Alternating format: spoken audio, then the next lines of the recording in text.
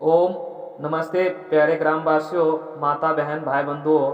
आप सभी को एक बहुत ही अच्छी जानकारी मनुष्य जन्म के महान उद्देश्य की प्राप्ति के लिए जरूरी जो बातें हैं वह बातें आप लोगों को मैं बताने जा रहा हूँ।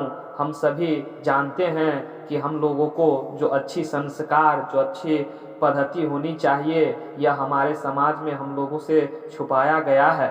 ऋग्वेद, यजुर्वेद, सामवेद और अथर्ववेद में ही यह सारे संस्कार का ज्ञान भरा पड़ा है, लेकिन हम लोग नहीं पढ़ने नहीं जानने के कारण इस संस्कार को छोड़ दिए हैं और अपने जैसे तैसे संस्कार कर अपने जीवन का निर्माण कर रहे हैं। देखिए, हमारे सत्य शास्त्रों में 16 संस्कार बताया गया है और उस संस्कारों को यदि हम अपने जन्म में करते हैं तो हमारा जीवन महत्वपूर्ण बन जाता है और हम अच्छे अच्छे ऊर्जा को प्राप्त कर करके परमपिता परमात्मा के प्राप्ति के लिए आसानी से प्राप्त कर सकते हैं। इसीलिए प्यारे बंधुओं, देखिए, हमारे जीवन में सबसे पहला जो महत्वपूर्ण संस्कार है उस संस्कार पर हम विचार करते हैं। ध्यान से देखिए, गर्भाधान संस्कार। यह गर्भाधान संस्कार जन्म से पहले व्यवस्था किया जाता है और जब गर्भ रह जाता है उस समय से ही बालक को सही निर्माण कार्य के लिए जो है ना यह पहला संस्कार गर्भाधान संस्कार करवाया जाता है। हम सभी इस संस्कार को नहीं कर करके अपने जीवन को किसी न किसी तरह से जो है सो अस्त व्यस्त कर लेते हैं। इसीलिए गर्भाधान संस्कार हम लोगों को करना चाहिए।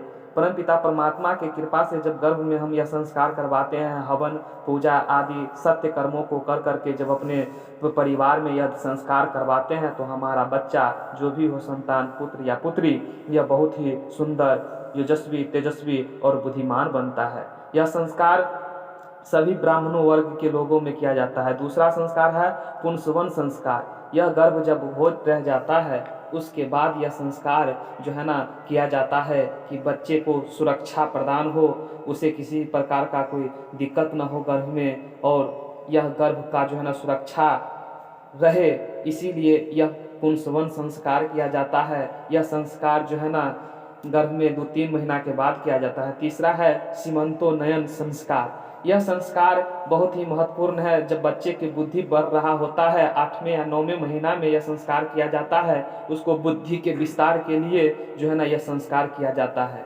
यह संस्कार करने से जो है ना बच्चे को बुद्धि तीव्र बनता है और इस तीव्र बुद्धि के लिए यह संस्कार किया जाता है। चौथा है जात कर्म संस्कार। जब बच्चा जन्म लेता है उस समय में उसका पिता जो है सो बच्चे को जीभ पर जो है ना उसे ओम, सोने के सलाका से ओम लिखते हैं और कहते हैं कि उसके कान में बोलते हैं कि तुम वेद हो और तुम वेद को पढ़ो, समझो और परमपिता परमात्मा को प्राप्त करो, तुम वेदो असी। यह शब्द कह करके जो है ना उसको जो है ना संस्कार मान किया जाता है और उसे जो है ना यह सोने का सिलाका एक होता है, उसे उसके जीभ पर ओम लिखा जाता है। ओम ही परमात्मा का मुख्य नाम है और तुम ओम हो यह कहा जाता है। पांचवा है नामकरण संस्कार। नाम ही जीवन में सभी का पहचान है, इसीलिए हमें अपने नाम को, अपने पुत्र या पुत्री को नाम को बहुत सोच समझ करके रखना चाहिए। यह नाम से ही हमारा पहचान बनता है और जब हमारा पहचान बनता है उसी नाम से हमें पहचाना जाता है, राष्ट्र में, देश में, समाज में, परिवार में। इसीलिए हमारे नाम बहुत सोच समझ करके, शास्त्रविद ईश्वर के प्रकरण को समझ करके हमारा नाम अपने पुत्र पुत्री को रखना चाहिए, जिससे कि उसका अच्छा स्वभाव बने, क्योंकि नाम से ही उसका गुण कर्म स्वभाव बनता है। तो ये पंचमा संस्कार हम लोगों को नामकरण संस्कार हवन आदि कर करके पूजा पाठ करने के बाद जो है ना एक अच्छे पुरोहित के सानिध्य में रख करके अपने पुत्र या पुत्री को नाम रखना चाहिए। छठा संस्कार है निष्क्रमण संस्कार। यह संस्कार बच्चे को जो है यह संस्कार जो है सो बच्चे को जो है ना सूर्य और चंद्रमा के प्रकाश से जोड़ने के लिए किया जाता है। 100 दिन जब बच्चे को पूर जाता है तो उसे सूर्य का दर्शन कराया जाता है, चंद्रमा का दर्शन कराया जाता है, प्रकाश से जोड़ने की, कि इसके जीवन में सदा प्रकाश बना रहे, उसका तेज ओज, और ये सदा इस प्रकाश से जुड़ करके जो है ना परमपिता परमात्मा जैसे सभी को प्रकाश फैला रहे हैं ऐसा प्रकाश फैलाने वाला हो हमारा पुत्र और पुत्री। इसीलिए यह निष्क्रमण संस्कार किया जाता है। लेकिन हम सब यह संस्कार नहीं करवाते हैं। 7वां है अन्नप्राशन संस्कार। जब बच्चा छठे महीना के उपरांत जो है ना उसे जो है ना अन्नप्राशन संस्कार, यह बच्चे जो छठे महीने के हो जाते हैं तब उसको अन्न ग्रहण करने के लिए उसे दिया जाता है। और यह संस्कार हवन पूजा पाठ करने के बाद जो है ना उनकी माता अपने गोद में बिठा करके जो है ना अन्न का जो है ना एक एक ग्रास जो है ना बच्चे को मुख में डालता है और कहता है यह अन्न ही देवता है, तुम इस अन्न से ही पलोगे, बढ़ोगे और महान तत्व को प्राप्त करोगे। इसी प्रकार से जो है ना 8वां संस्कार है चूड़ाकर्म या मुंडन संस्कार। यह संस्कार बच्चे को 1 वर्ष या 3 वर्ष के उपरांत किया जाता है, क्योंकि गर्भ का जो केश होता है उस केश को उतारना ही चूड़ाकर्म या मुंडन संस्कार कहा जाता है। बच्चे को यह केश जितना जल्द उतार सके, जो तेजस्वी बच्चे होते हैं, जो प्रतापी बच्चे होते हैं, उसे 1 वर्ष में ही यह केश उतार दिया जाता है ताकि यह तेजस्वी ओजस्वी बने और यह जो है ना आगे बढ़ करके वेद आदि सत्य शास्त्रों को पढ़ने वाला हो। और इसी समय से उस बालक को अपने माता पिता जो है ना उसे सब प्रकार के ज्ञान उसे देने लगता है। मम्मी पापा आदि चाचा सभी शब्दों को सिखाने के लिए जो है ना प्रताड़ित करते रहते हैं। इसीलिए यह संस्कार चूड़ाकर्म संस्कार जब होता है तो बच्चे को संस्कारमान होते हैं और वो ओजस्वी तेजस्वी दिखने लगते हैं। इससे आगे जो संस्कार बताया गया है वह बहुत ही महत्वपूर्ण संस्कार है, जिसे कर्ण भेदन संस्कार कहते हैं। इसे पुत्री को तो लोग करवाते हैं लेकिन पुत्र को नहीं करवाते हैं। यह पुत्र को भी करवाने का जो है ना शास्त्रों में बताया गया है। जैसे हमारे भगवान शंकर, भगवान हनुमान और राम, यह सभी जो है ना कान में कुंडल लगाया करते थे, क्योंकि यह पुरुष को भी जो है ना कुंडल लगाने का, पहनने का जो है ना, जिससे शारीरिक आदि रोग जो होते हैं उससे यह बचाव होता है। यह हमारा संस्कार था, उसे छोड़ करके केवल पुत्री तक ही सीमित कर दिया गया है। हम सभी को सोचना चाहिए। इसके बाद जो संस्कार करवाया जाता है वह बहुत ही महत्वपूर्ण संस्कार है।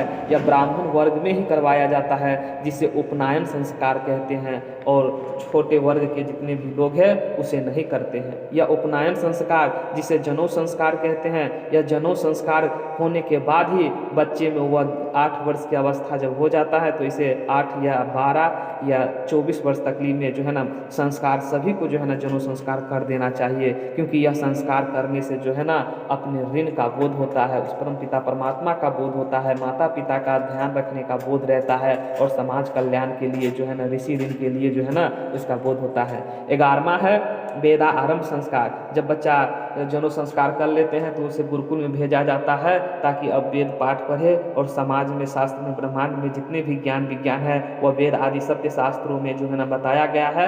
अब इस बच्चा को जो है ना वेद पढ़ने के लिए जो है ना हम संस्कारित करते हैं, पूजा पाठ कर करके यह गुरुकुल में जो है ना किया जाता है ताकि यह वेद का सारा ज्ञान अपने भीतर समाहित कर सके। इसीलिए यह वेदा संस्कार जो है ना बच्चों को करना बहुत ही अनिवार्य होता है, लेकिन यह सभी संस्कार हम लोग भूल चुके हैं और नहीं करवा रहे हैं, यह हमारा दुर्भाग्य है।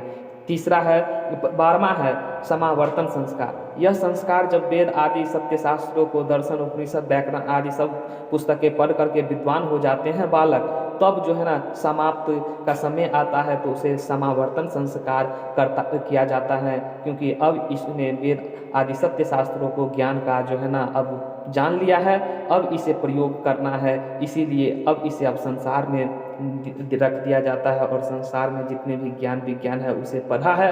अब इसे जो है ना इसके पश्चात जो है ना विवाह संस्कार, पानी ग्रहण संस्कार किया जाता है, क्योंकि अब यह अवस्था को प्राप्त कर लिया है जहाँ पे अब इन्हें संतान की और समाज की देखरेख करना है। इसीलिए अब इसे अपने जीवन में दोनों पक्ष, अब एक पक्ष था, अब संसार को चलाने के लिए 2 पहिया की आवश्यकता होती है, उसी आवश्यकताओं को पूर्ण करने के लिए यह विवाह संस्कार किया जाता है। अब पारिवारिक जीवन जीना है, सारे ज्ञान विज्ञान को सीख लिया, अब इसे जो है ना पारिवारिक जीवन जीना है, इसीलिए अब इनको विवाह संस्कार कर दिया जाता है। और वेद आदि सत्य शास्त्रों में जो है ना जो ज्ञान विज्ञान का जो इन्होंने प्राप्त किया है उसे अब इस जीवन में जो है ना लागू करना है। अब लागू करके देखना है कि कैसे करने से से हमें क्या लाभ प्राप्त होता है, क्या हानि प्राप्त होता है। यह शास्त्रों में ऋग्वेद, यजुर्वेद, सामवेद, अथर्ववेद और ऋषिकृत वेदों में यह सारे ज्ञान विज्ञान भरा पड़ा है, लेकिन हम सब इससे अलग रहते हैं क्योंकि हमें पता ही नहीं था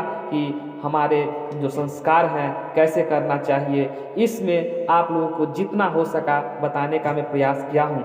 अब देखिए यह वानप्रस्थ संस्कार, जब हम अपने अवस्था में अपने पुत्र को भी पुत्र हो जाता है, उसका जब शादी विवाह हो जाता है, तब हमने इस संसार में बहुत सारे ज्ञान विज्ञान ब्रह्मचर्य आश्रम में, गृहस्थ आश्रम में जो है ना हमने जो सीखा है, अब उसी ज्ञान को, उसी अनुभव को जो है ना हमें समाज में राष्ट्र के सेवा के लिए कुछ समय निकाल करके उसे प्रचार प्रसार करना है कि आप ऐसे चलो, अपने परिवार को ऐसे चलाओ जिससे कि आपका परिवार भी जो है ना महत्वपूर्ण बने, कल्याणकारी बने और अपने परिवार को सुखपूर्वक जीने की जो है ना सलाह दिया जाता है। जो वानप्रस्थी होते हैं यही ये सारे प्रचार प्रसार करते हैं, वेद आदि सत्य शास्त्रों का जो है ना प्रचार प्रसार कर करके अपने समाज को अच्छा बनाने में जो है ना अपना जीवन लगा देते हैं, उसे ही वानप्रस्थी कहते हैं। यह वानप्रस्थी संस्कार भी बहुत अनिवार्य होता है क्योंकि हम लोगों को अपने समाज, अपने राष्ट्र की उन्नति के लिए यह करना चाहिए। 75 वर्ष की उम्र जब रह जाता है, उसके बाद 75 वर्ष के बाद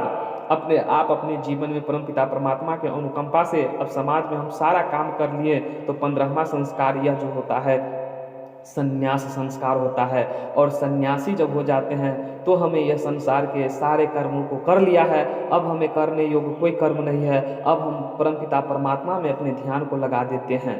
अब 16वां संस्कार अंत्येष्टि संस्कार है। यह जो है ना हम सभी तो करते हैं क्योंकि मृत्यु के जब हमारा शरीर परमपिता परमात्मा के ये सारे कार्य को कर करके 15वां संस्कार को कर करके जब हमारा शरीर इस शरीर से अब जर्जर हो जाता है, इस शरीर से कोई कार्य करने योग्य अब हमारा शरीर बचा नहीं, तो वह परमपिता परमात्मा में हम अपने मन को ध्यान को लगा देते हैं, ओम का सदा उच्चारण करते रहते हैं और इस प्रकार से करते करते जब हम अपने शरीर को त्याग देते हैं तब जो है ना हमारा मृत्यु हो जाता है। उसे ही अंत्येष्टि संस्कार कहते हैं। इस संस्कार को करने के लिए जो है ना जितना ओजन का जो है ना हमारा शरीर है उतना घृत आदि कर करके हमारे शरीर का हवन और आहुति से जो है ना उसका संस्कार करना चाहिए। इसके बाद कोई संस्कार नहीं रह जाता है, तब जा कर के हमारा जीवन महान बनता है। और इस पूरे जीवन काल में हम सभी को यह ओम का स्मरण करते रहना चाहिए, वेद आदि सत्य शास्त्रों को पढ़ते रहना चाहिए, जिससे हमें वह ज्ञान प्राप्त होता रहे, वह जानकारी मिलता रहे जो परमपिता परमात्मा ने मानव जीवन के उद्देश्य की प्राप्ति के लिए, महानतम पद को प्राप्ति के लिए जो है ना हम सभी को दिया हुआ है। इसीलिए इस ओम से ही सारे ब्रह्मांड संचालित हो रहा है, चल रहा है और इसी में सारा ब्रह्मांड समाया हुआ है। इसीलिए हम सभी को परमपिता परमात्मा के मुख नाम ओम का जो है ना ध्यान करना चाहिए, जिससे कि हम सभी अपने जीवन को, लक्ष्य को प्राप्त कर सके। और जो लक्ष्य है धर्म, अर्थ, काम और मोक्ष को प्राप्त करें। तो जब हम इस 16 संस्कार को कर लेते हैं अपने जीवन में, वेद आदि सत्य शास्त्रों को पठन पाठन कर लेते हैं, तब जा कर के हमें करने योग्य कोई कार्य नहीं रहता। तब हम ओम का सदा स्मरण बचपन से लेकर के और मृत्यु प्रयत्न जब करते हैं तब जा कर के हमारे मुक्ति मिलता है, मोक्ष मिलता है। और जब मोक्ष मिल जाते हैं तो जन्म मरण के चक्कर से हम छूट जाते हैं। अब वह परमात्मा का शरीर, हमारा जो शरीर था, हमारा जो आत्मा था, वह परमात्मा में लीन हो जाता है।